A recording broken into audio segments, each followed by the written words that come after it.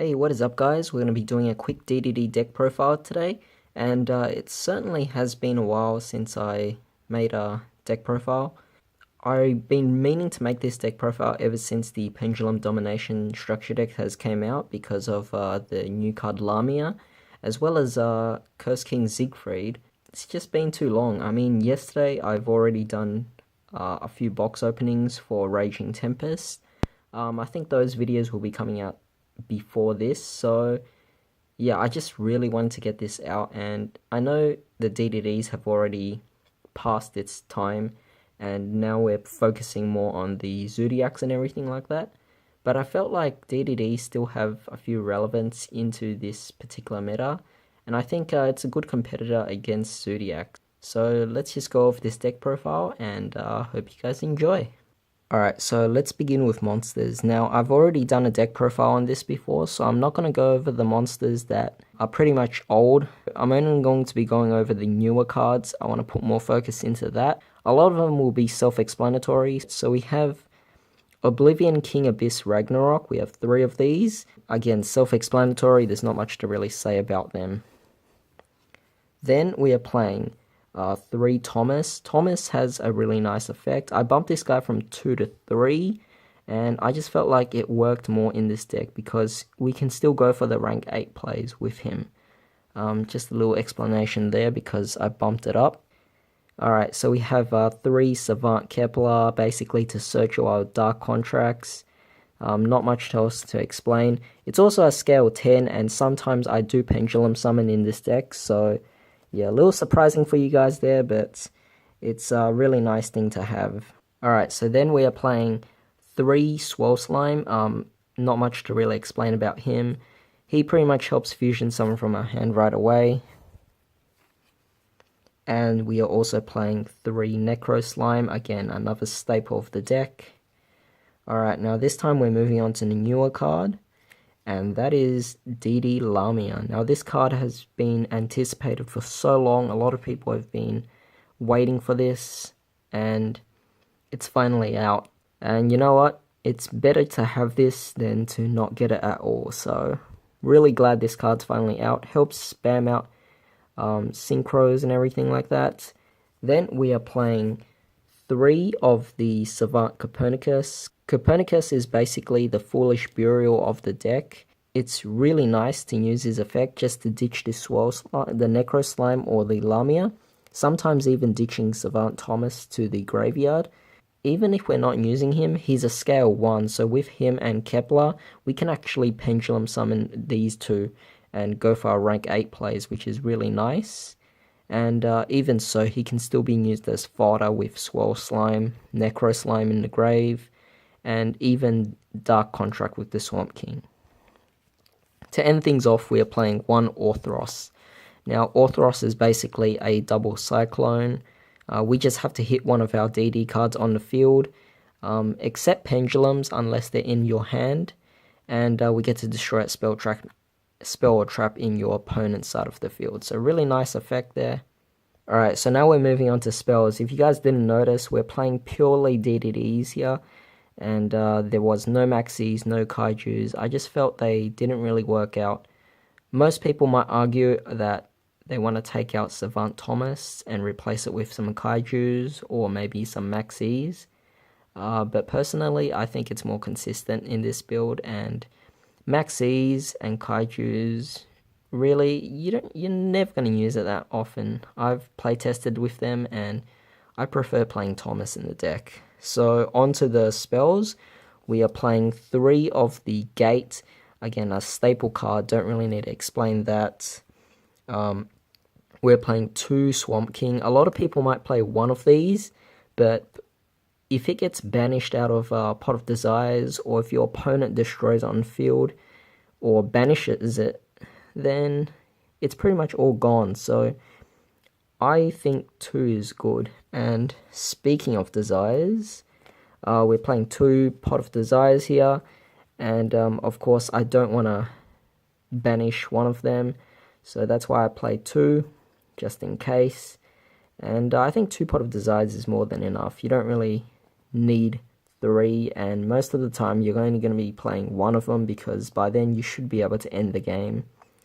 So yeah, moving on, we have 3 Allure of Darkness, maximizing out on draw power here and doing what we can, so that also correlates with trade-in. This is why I'm playing 3 Thomas and 3 Ragnarok. That way, 1 trade-in, I might even bump it up to 2.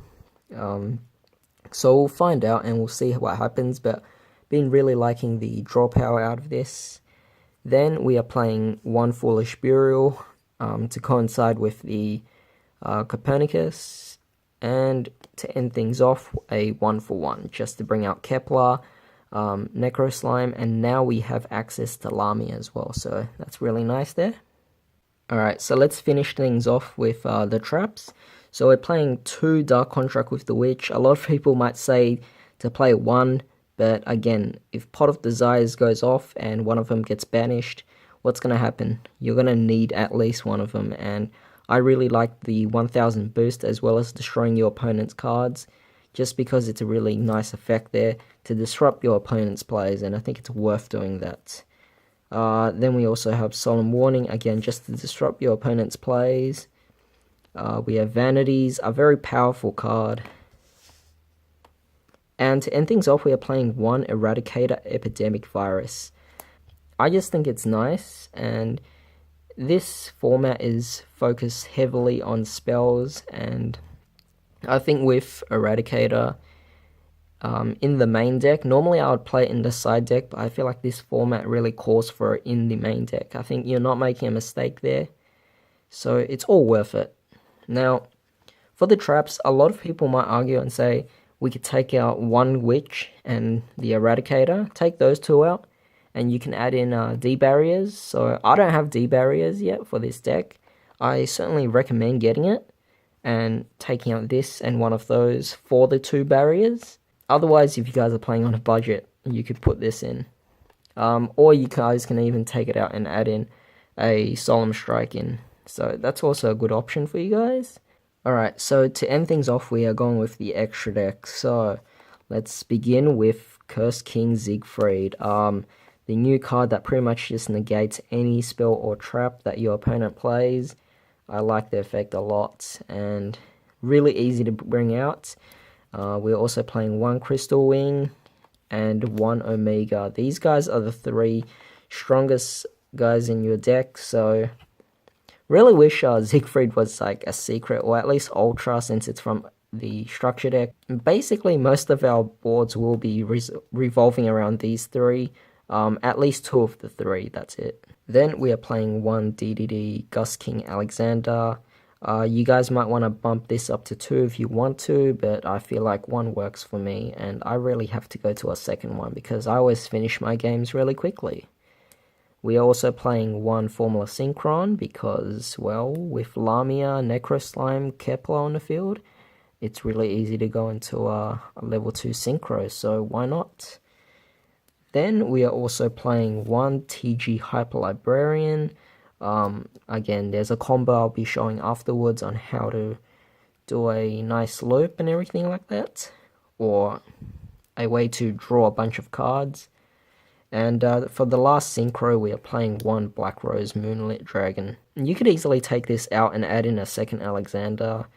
This is just nice to disrupt your opponent's plays, to bounce back a card that they bring out, so yeah, that's pretty much it for the Synchros. Alright, so for the fusions, we are playing 1 of the Oblivion King's Caesar Ragnarok. A really nice card. It allows you to take your opponent's cards, and I feel like it's really nice against Blue Eyes. In fact, it ends games against Blue Eyes players, so there are still Blue Eyes players out there, so I'm just playing it because it's there for fun. I rarely go into it anymore, but definitely a nice card to bring out still, just in case something happens. And I think there's enough room for 1 of him in the extra deck. Then we're playing 1 of the Dragonbane King Beowulf. Beowulf is a really good card. It's a level 8, so it helps with the rank 8 XEs. And it's also allowing all your DDDs to do piercing damage. and it's an optional heavy storm during your standby phase. So really nice card. We are playing 1 Oracle King Diarch. Drop this down to 1. You could take out him and add in a second one if you want to, but the deck doesn't revolve around Diarch anymore, so 1's enough. And to end things off, we are playing 2 Flame King Genghis. Definitely need 2. You could take out one of this to add in a third, so that's an option for you guys, but I'll show you a combo with these guys later on. Alright, so moving on to XCs, we are playing 1 Kali Yuga. Basically negates everything when it comes on the board, and detach a material, destroy every spell trap on the field, detach a material again, and you could pretty much just set any dark contract from your graveyard onto your field. Really easy, really powerful, 3500 attack, really nice. Then we're playing 1 Aegeon, the Sea Castrum. Destroys your opponent's extra deck, really nice. I just really like playing the card, and honestly the extra deck is really up to you on how you want to play it.